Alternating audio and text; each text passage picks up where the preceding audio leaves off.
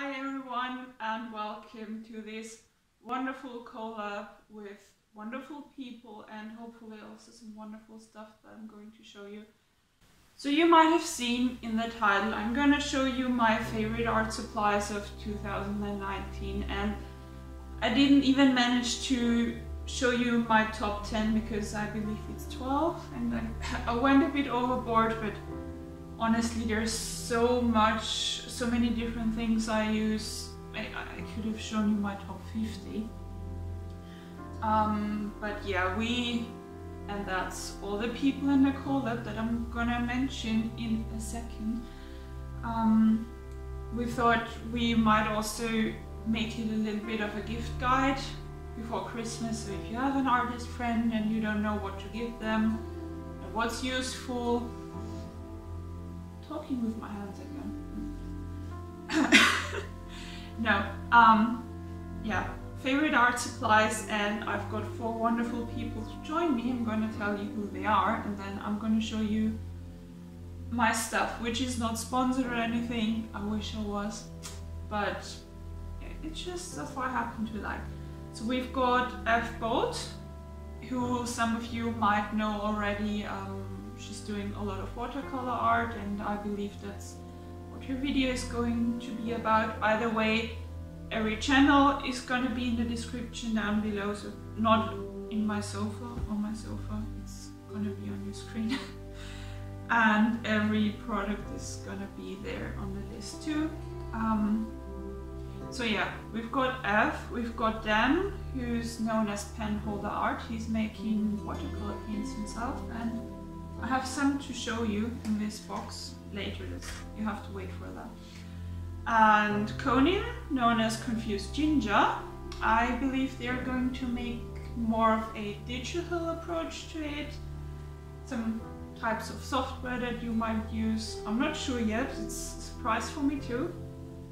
And Lana, who you might know as Lana Goes Art. I've done a lot of collabs with her, so yeah. All of them are great and I can't wait to see their stuff.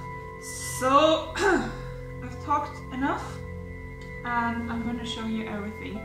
I've got 5 different categories. Those are sketching, line art or inking, painting, coloring, paper and brushes. And yeah, the theme is mostly watercolor and illustration, because that's what I like doing at the moment. I could have also shown you some sketchbooks or, I don't know, paper knives. I just went for watercolor because I like it. So I chose 2 pencils that I use for sketching. So the first one is the Albrecht Dürer Faber-Castell watercolor pencil. As you can see it, I don't have autofocus on, so it looks like a pencil. What can I say? What I like about this, you can get yourself a few colors that you like to use in your paintings. Like I usually use very light tones, like skin color, you know, chicken color, and then you can do your waterproof line art with a fine liner, for example. And if you paint over it with water and watercolor, it just dissolves it. You can use it for coloring or for sketching. Just if you use a dark purple like I showed you here, you're gonna see a bit of the purple if it's in the sketch. So maybe use a color that will be in your artwork later so it doesn't get smudged. And the second one is called the, that's gonna be a long one, Sketcher Non-Photo Blue Pencil by Caran, which is a Swiss brand. This is German. Let's go back straight. So this is not water soluble, but it doesn't show up on black and white scans. So you might want to do a sketch and line it and scan it in case you want to make some copies of it or you want to color it digitally. And then you can just erase the blue lines and paint over it. So yeah, light blue and light green are colors that don't show up on scans. Black and white, that is. Now for the next things, I have some line art stuff. These are my Uni-Pins, Uni-Pin fine liners, which are honestly so far the best I've had, and they are cheap because Copic, for example, they have some decent ones, but they're pricey. Those don't cost too much. I have everything from 0.1 to 0.8. They don't leak, they don't smudge, they make me happy. I use them not enough because I don't draw enough, but they're great.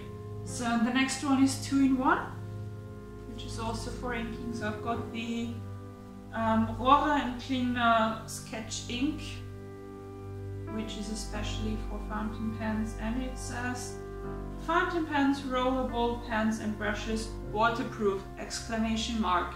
So yeah, especially important if you do watercolors. And I put it into this baby here, and I swear this is my top 1 art supply of all times. It's so good, and I believe I only found it because of Elf, so thank you for that. I saw it in one of her live streams. So you have those cartridges that you have in almost every Japanese art product, and I'm refilling them with a syringe, and I just put the sketch ink here. I have a video about that. Maybe if I find it I can link it to you, but I have a video how to get ink into those babies. Now, what should I do next? Paints or papers? Now I'm gonna do the brushes. So I have 2 of my most used watercolor brushes. I don't have much of a preference, but I figured those appear in my videos most often. And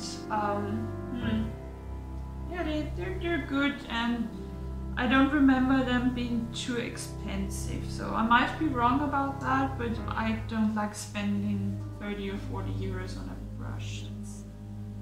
I don't have that kind of money. So this one is the Royal and Langnickel Majestic dagger. That sounds weird. So the shape is just a dagger brush, so it has this curve to it. And in general, I have a few differently shaped paintbrushes. Oh, that's seriously Royal Majestic. What can I say? They're good. I can recommend them. Otherwise, they wouldn't be in my video. And the second one is monglon. I think that's what the brand is called. Yeah, it's down in the description. A very confusing one, but this has more of a tapered end, a very pointy paintbrush. It's synthetic, I believe. I'm not sure. I think all my paintbrushes are synthetic. And yeah, I like using it too. I think if you have 1 or 2 good paintbrushes that hold enough water and you can make thin lines and thick lines as well, you should be fine. I understand why some people spend a lot of money on paintbrushes, but even if it's a cheap one, if you like it and it works for you, I'm not taking paintbrushes too seriously. So now I'm gonna go over to the paper, and yeah, you're gonna notice it's definitely more than 10 things I'm showing you, but I'm weak. So first I have the Fabriano blocco per artisti, which is Italian watercolor paper, and I have it in, I would say it's cold pressed and hot pressed, but one is just a bit more structured. So I got those in Rome, but you can order them online, and well, most of you are probably not in Italy, but I think you can get them anywhere in Italy. I've seen them in Venice too. But yeah, so there's one a bit more bumpy one, and one that is not entirely smooth, but a bit less smooth. The rough one is red, and the other one is like a black, yeah, that's black. And I also did a video review where I compared both of them.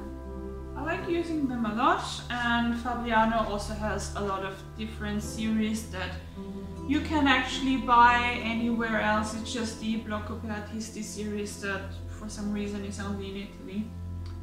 At least I've never seen it anywhere else, but Fabriano is pretty good in general.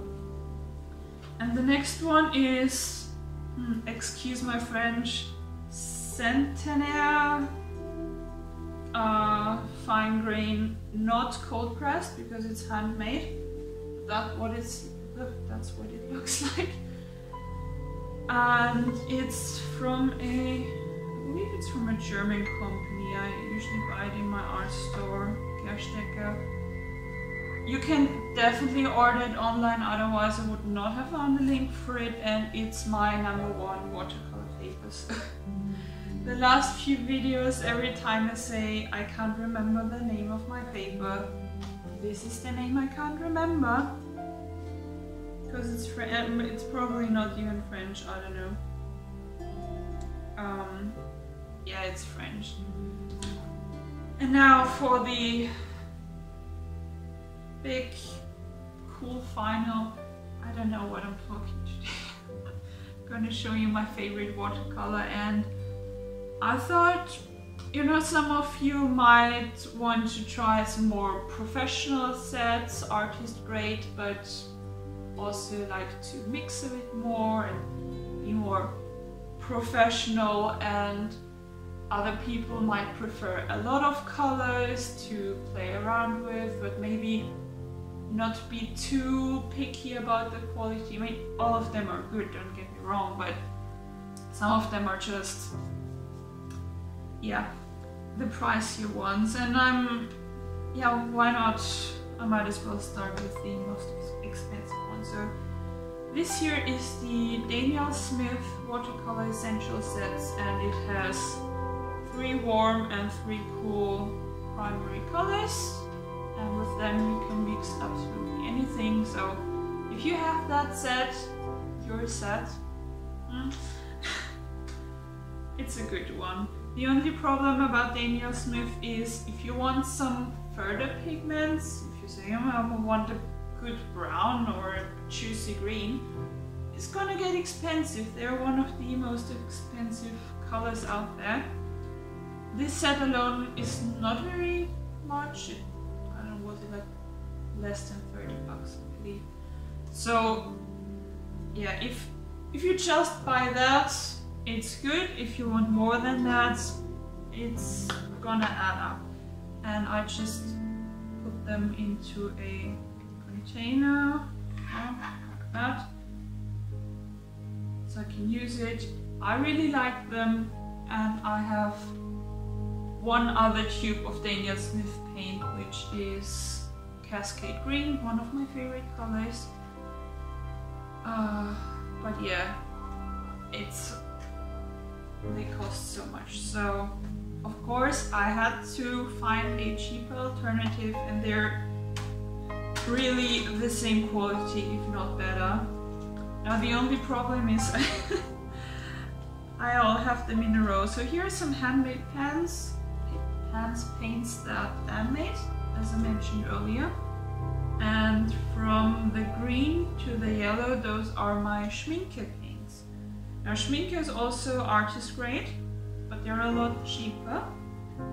And I just put them here because I don't want like a lot of different sets in here. So I've got some bought ones, some handmade ones, and those are my Schmincke. And it's not an exact primary set, but you can still mix a lot of colors with them. And I know for sure that there's going to be a link in the description where I compare different primary sets, and this is in here.